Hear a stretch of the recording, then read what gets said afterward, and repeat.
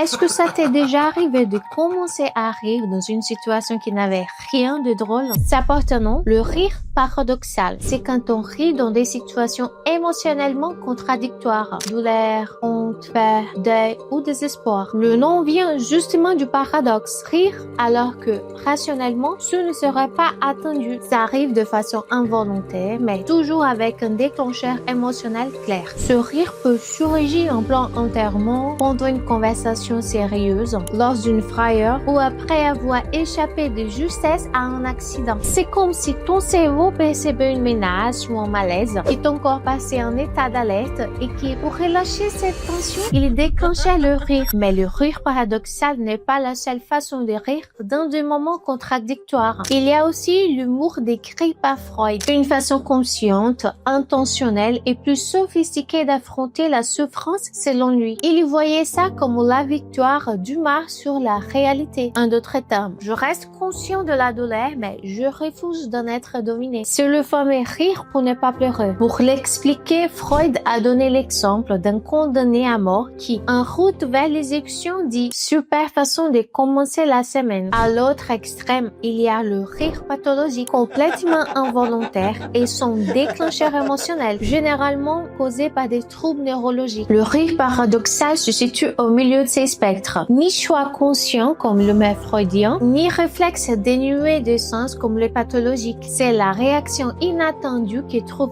ton cerveau pour réguler tes émotions et tenter d'apaiser le stress ou la tension. Si ça t'est déjà arrivé, raconte-moi. Quelle est la situation la plus insolite où tu as éclaté de rire de façon incontrôlable?